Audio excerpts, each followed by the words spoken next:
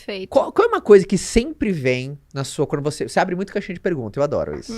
O que é uma coisa que, tipo, é clássica, uma pergunta da turma, assim, na tua caixinha de perguntas? Mas sobre reserva de emergência? Sobre o que, assim, dinheiro, assim, no geral. Qual que é aquela, assim, cara, é batata. Toda vez que eu abro, a galera, não sei, que é que é o hackzinho, que é a dica de ouro. A galera acha que investimento é uma bala de prata, né? Qual que é aquela coisa que ninguém diz? Qual que é uma coisa, assim, que vira e mexe, você sempre tá respondendo? Tem alguma coisa, assim, mais padrão ou não? Padrão é como começar a investir. É assim, de 100 perguntas, 90 vão ser como começar a investir. E é muito difícil responder isso em um story só, né? Caramba, é tanta coisa. Por isso que eu falo que eu também fico metralhando a questão dos princípios. Porque se você tem eles, tá tudo bem. E a reserva de emergência, assim... É o primeiro degrau. Primeiro você coloca as suas finanças pessoais em dia, né? Você consegue chegar naquele ponto em que você gasta menos do que você ganha e não posso Esse é o falar... marco zero, né? É o marco zero é, cara, você gastar menos que ganha. Não dá pra pensar em investir devendo dinheiro pro banco. Não dá pra pensar em pegar empréstimo, seja do banco, seja do seu tio, do seu irmão, para investir.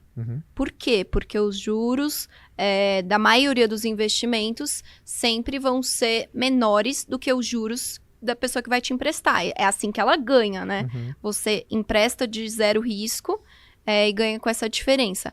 Ah, mas a bolsa pode dar 10% ao mês, mas aí você está contando com uma sorte. Você não está contando com algo que é, de fato, um plano responsável. O plano responsável seria investir em Selic para ter 99,9% de certeza do que vai acontecer.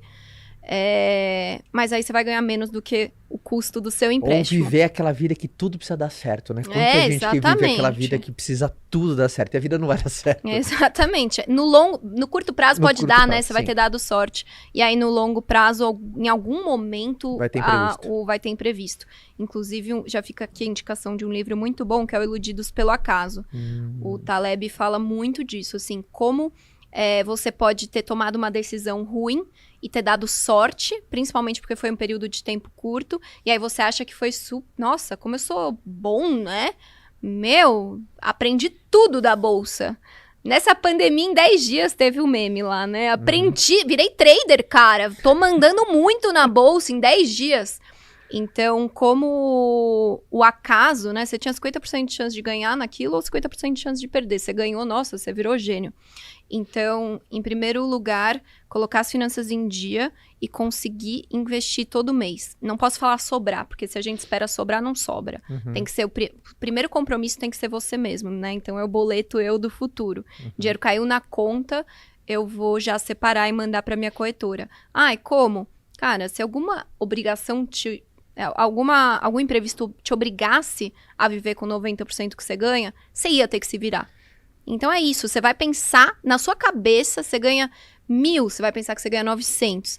Se você ganha 5.000, você vai falar que você ganha 4.000. Pra você mesmo. E aí o salário caiu, os 1.000 já vão pra corretora. Porque nessa hora, geralmente quem tá ouvindo a gente, porque sempre tem por estreia aqui no YouTube que a gente acompanha ao vivo com a turma. Sempre nessa hora tem a galera, mas não tá sobrando nada, como você quer que eu invista? Cara, se você não... O teu primeiro fornecedor não for você... Não vai, né? Porque e demora pra cair essa ficha. Sim. E a Bettina falou uma coisa que é muito verdade.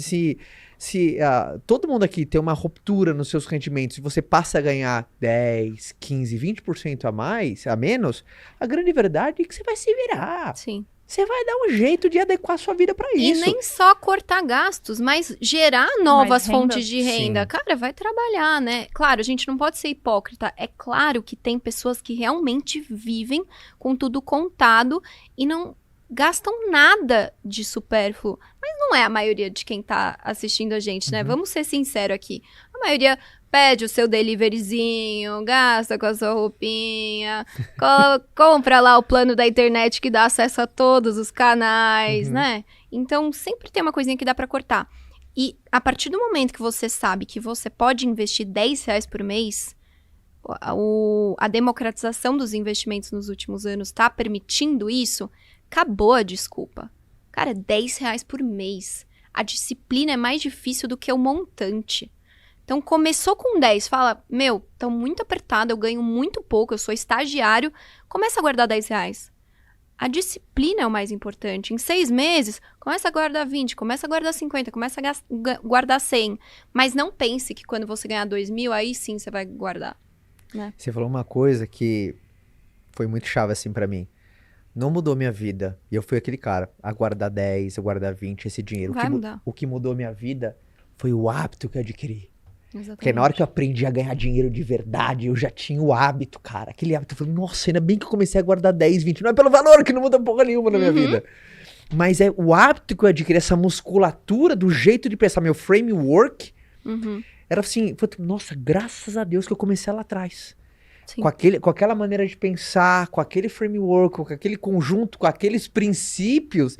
Então, por mais que quando a gente fala pra alguém que tá ouvindo agora, fala, porra, Caio, honestamente, eu colocar 10, mas que vem mais 10, não vai mudar a minha vida. O hábito, aí você aprender, porque enriquecer é muito mais do que você só aprender a fazer boas decisões, que é muito importante também. Você aumentar a sua capacidade de geração de renda e tudo mais. Mas essa é aquela velha crença limitante de que as coisas só dão certo quando a gente faz coisas grandiosas. E as pessoas não valorizam o básico bem feito todos os dias.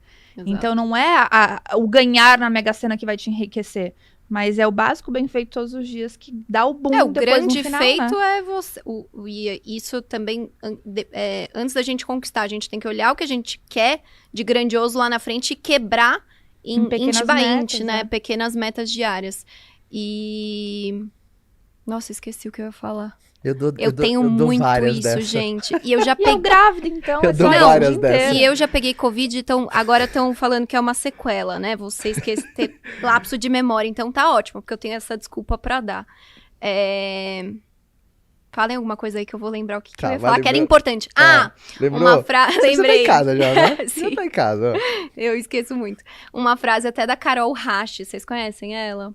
Ela é ótima no Instagram. Coloca cada frase assim que resume muito bem. Ela fala que começar é mais fácil do que manter. Então, muita gente vem me perguntar quanto que eu devo guardar por mês. Não tem resposta para isso. Só que muita gente fica esperando um momento em que vai fazer o investimento grandioso, o baita montante, e acha que colocar R$10 por mês não é importante. E aí nunca começa, né? Ou então começa uma vez, que é o começar é mais fácil. Esse mês, vou guardar 50% do que eu ganho. Consegue no primeiro mês, né? Mas não é sustentável a longo prazo. Então, no segundo mês, vou guardar 20%. No terceiro mês já não tá mais guardando nada, tá desmotivado. Não era um plano saudável. Você vai ter que se trancar no quarto e não sair, porque, claro, agora a gente tá em época de pandemia, a gente tá sendo obrigado a ficar mais em casa. Mas assim, viver uma vida que você se priva demais, você não vai manter isso no longo prazo. Então, sustentar é sempre o mais difícil. Disciplina, aliás, eu acho que é uma das coisas mais difíceis da vida, né? Porque disciplina tem a ver com continuidade, né? É que eu falo pra turma, os 3 Cs do compromisso. Começa, continua e conclui. Porque às vezes um sem o outro, começar, mas sem continuar não adianta. Continuar sem concluir, e se nem começar, nem tem os outros dois. E qual foi o seu maior desafio, assim? Sempre aquele que... Eu vou dividir o meu. Por exemplo, eu sempre fui um eterno... Depois eu vou descobrir que não era um desafio tão ruim assim. Mas eu nunca estava satisfeito com meus números. Só que depois, eu não sei em que livro eu li isso, Betina, mas que assim, o investidor é um eterno insatisfeito. Quando uma ação, por exemplo, quando uma ação sobe, ele fala, porra, por que eu não comprei mais? Quando cai, então ele tá sempre insatisfeito. Então, pro lado, aquela frase me deu uma aliviada. Você leu a frase mais bonitinha. A que eu conheço é o investidor é sempre um idiota. Ou é idiota porque comprou pouco, ou é idiota porque comprou.